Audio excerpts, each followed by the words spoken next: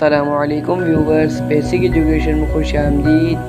آج ہم فضائل عمل کی حدیث بیان کریں گے اور اس کو پڑھیں گے، اللہ اس پر عمل کرنے کی توفیق عطا فرمائیں گے انشاءاللہ۔ آپ سے گزارش ہے چینل کو سبسکرائب کر دیں اور بیل آئیکن کو دبا دیں تاکہ ہم بار بار مل سکیں۔ چلتے ہیں ویڈیو کی طرف۔ الرحمن الرحیم۔ حضور اقدس صلی اللہ علیہ وسلم کا ارشاد ہے کہ اللہ تعالیٰ شان و ارشاد فرماتے ہیں کہ میں بندے کے ساتھ ویسا ہی معاملہ کرتا ہوں جیسا کہ وہ میرے ساتھ گمان رکھتا ہے، اور جب وہ مجھے یاد کرتا ہے تو اس کے ساتھ ہوتا ہوں۔ بس اگر وہ مجھے اپنے دل میں یاد کرتا ہے تو میں بھی اس کو اپنے دل میں یاد کرتا ہوں، اور اگر وہ میرے مجمع میں تو میں اس مجمع سے بہتر یعنی فرشتوں کے مجمع میں جو معصوم اور بے گناہ ہے تذکرہ کرتا ہوں، اور اگر بندہ میری طرف ایک بالش متوجہ ہوتا ہے تو میں ایک ہاتھ اس کی طرف متوجہ ہوتا ہوں، اگر وہ ایک ہاتھ بڑھاتا ہے تو دو ہاتھ ادھر متوجہ ہوتا ہوں، اگر وہ میری طرف چل کر آتا ہے تو میں اس کی طرف دوڑ کر چلتا ہوں۔ اس حدیث شریف میں کئی مضمون وارد ہیں۔ اول یہ کہ بندے کے ساتھ اس کی گمان سے موافق معاملہ ہوتا ہے، جس کا مطلب یہ ہے کہ اللہ تعالیٰ شانوں سے اس کے لطف و کرم کی امید رکھنا چاہیے، اس کی رحمت سے ہرگز مایوس نہ ہونا چاہیے۔ یقیناً ہم لوگ گناہ گار ہیں اور سراپے گناہ اور اپنی حرکتوں اور گناہوں کی سزا اور بدلے کا یقین ہے، لیکن اللہ کی رحمت سے مایوس بھی نہ ہونا چاہیے کہ کیا بعید ہے کہ اللہ شانوں محض اپنے لطف و کرم سے بالکل ہی معاف فرما دیں۔ ترجمہ کلام اللہ شریف میں وارد ہے۔ ترجمہ اللہ شانوں شرک کے گناہوں کو معاف نہیں فرمائیں گے، اس کے علاوہ جس کو چاہیں گے سب کچھ معاف فرمائیں گے، لیکن ضروری نہیں کہ معاف ہی فرما دیں۔ اسی وجہ سے فرماتے ہیں کہ ایمان، امید اور خوف کے درمیان حضور اقدس صلی اللہ علیہ وسلم ایک نوجوان صحابی رضی اللہ عنہ کے پاس تشریف لے گئے۔ وہ نیزے کی حالت میں تھے۔ حضور اقدس صلی اللہ علیہ وسلم نے دریافت کس حال میں ہو؟ عرض کیا، یا رسول اللہ کی رحمت کا امیدوار ہوں اور اپنے گناہوں سے ڈر رہا ہوں۔ حضور صلی اللہ علیہ وسلم نے ارشاد فرمایا کہ یہ دونوں یعنی امید و خوف جس بندے کے دل میں ایسی حالت میں ہو تو اللہ شانو جو امید ہے وہ عطا فرما دیتے ہیں، اور جس کا خوف ہے اس سے امن عطا فرما دیتے ہیں۔ ایک حدیث میں آیا ہے کہ مومن اپنے گناہوں کو ایسا سمجھتا ہے کہ گویا ایک پہاڑ کے نیچے بیٹھا ہو اور وہ پہاڑ اس پر گرنے لگے، اور آج شخص کے گناہوں کو ایسا سمجھتا ہے کہ گویا ایک مکھی بیٹھی تھی، اڑا دی، یعنی ذرا پرواہ نہیں ہوتی۔ مقصود یہ ہے کہ گناہ کا خوف اس کے مناسب ہونا چاہیے اور رحمت کی امید اس کے مناسب۔ حضرت معاذ رضی اللہ عنہ طاعون میں شہید ہوئے۔ انتقال کے قریب زمانے میں بار بار خوشی ہوتی تھی۔ جب افاقہ ہوتا تو فرماتے، یا اللہ تجھے معلوم ہے کہ مجھ کو تجھ سے محبت ہے، تیری عزت کی قسم تجھے یہ جب بالکل موت کا وقت قریب آ گیا تو فرمایا کہ اے موت تیرا آنا مبارک ہو، کیا ہی مبارک مہمان آیا، مگر فاقہ کی حالت میں یہ مہمان آیا۔ اس کے بعد فرمایا، اے اللہ تجھے معلوم ہے کہ میں ہمیشہ تجھ سے ڈرتا رہا، آج تیرا امیدوار ہوں۔ یا اللہ مجھے زندگی محبت تھی مگر نہریں کھودنے اور باغ چلانے کے واسطے نہیں تھی، بلکہ گرمیوں کی شدت، پیاس برداشت کرنا اور دین کی خاطر مشقتیں جھیلنے کے واسطے، اور ذکر کے حلقوں میں علماء کے پاس جم کر بیٹھنے کے واسطے تھی۔ بعض علماء نے لکھا ہے کہ حدیث بالا میں گمان کے موافق معاملہ عام حالات کے اعتبار سے ہے، خاص مغفرت کے متعلق نہیں۔ دعائیں صحت، وسعت، امن وغیرہ سب چیزیں اس میں داخل ہیں۔ مثلا دعا کے ہی متعلق سمجھو، مطلب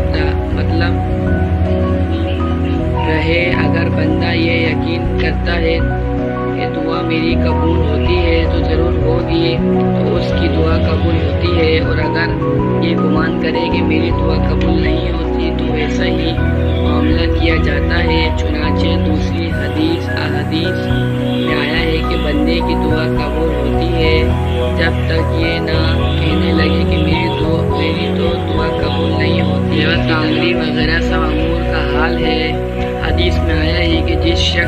واقعے کی نوبت آئے، اگر اس کو لوگوں سے کہتا پھرے تو تنگی نصیب نہیں ہوتی۔ اللہ کے پاک بارگاہ میں عرض مغروض کرے تو جل یہ حالت دور ہو جائے، لیکن یہ ضروری ہے کہ حق تعالی شانوں کے ساتھ حسن ظن اور چیز ہے، اور اللہ پر گھمنڈ دوسری چیز ہے۔ کلام اللہ شریف میں مختلف عنوانات سے اس پر تنبیہ کی گئی۔ ارشاد ترجمہ: اور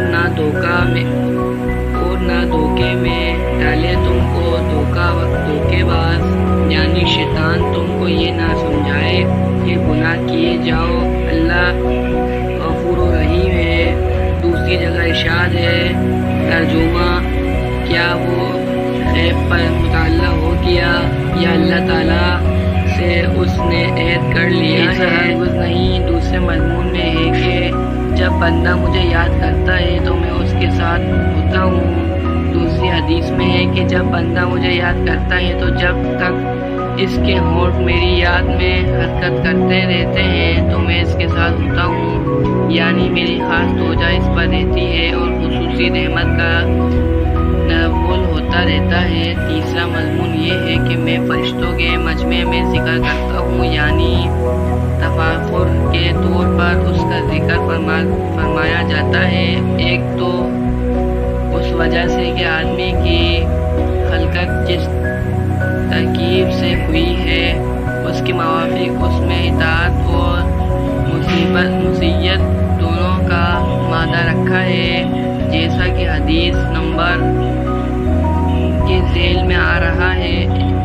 اس حدیث میں طاقت کا کرنا یقیناً تفاخر کا سبب ہے۔ دوسری اس وجہ سے کہ فرشتوں نے ابتداء خلقت کے وقت عرض کیا تھا، اسی مخلوق کو پیدا فرماتے ہیں جو دنیا میں خون ریزی اور فساد کرے گی، اور اس کی وجہ بھی وہی مادہ فساد کا ان میں ہونا ہے، بخلاف فرشتوں کے ان میں یہ مادہ نہیں۔ اس لیے انہوں نے عرض کیا تھا کہ تیری تسبیح و تقدیس ہم کرتے ہی ہیں۔ تیسرے اسی وجہ سے کہ انسان کی اطاعت کی عبادت فرشتوں کی عبادت سے اس وجہ سے بھی افضل ہے کہ انسان کی عبادت غیب کے ساتھ ہے اور فرشتوں کی عالم و آخرت کے مشاہدوں کے ساتھ۔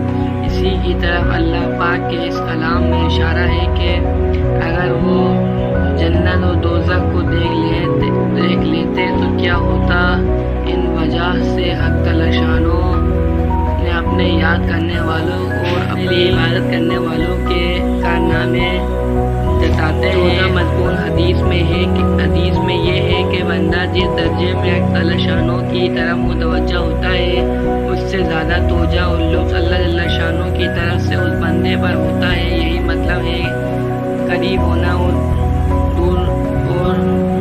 دور کر چلنے کا یہ لطف اور میری رحمت تیزی کے ساتھ اس کی طرف چلتی ہے۔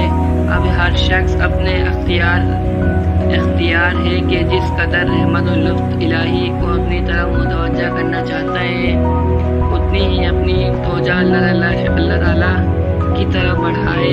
پانچواں بحث اس حدیث شریف میں یہ ہے کہ اس میں فرشتوں کی جماعت کو بہتر بنایا ہے ذکر کرنے والے شخص سے۔ حالانکہ یہ مشہور امر ہے کہ انسان اشرف المخلوقات ہے، اس کی ایک وجہ تو ترجمہ میں ظاہر کر دی گئی، اس کے بہتر ہونے ایک خاص حیثیت سے یہ ہے کہ وہ معصوم ہے اور اس سے گناہ ہو بھی نہیں سکتے۔ دوسری وجہ یہ ہے کہ یہ بے اعتبار اکثر افراد کی یہ ہے کہ اکثر افراد فرشتوں کے ساتھ اکثر آدمیوں بلکہ اکثر مومنوں سے افضل ہیں۔ وہ خاص مومن ہیں جیسے انبیاء علیہ السلام سارے ہی فرشتوں سے افضل ہیں۔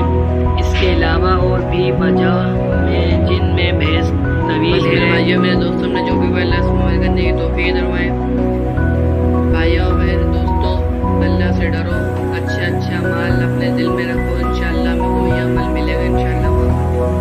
آپ سے گزارش ہے چینل سبسکرائب کرنا، بیل آئکن کو دبا دینا تاکہ ہم بار بار مل سکیں۔ السلام علیکم۔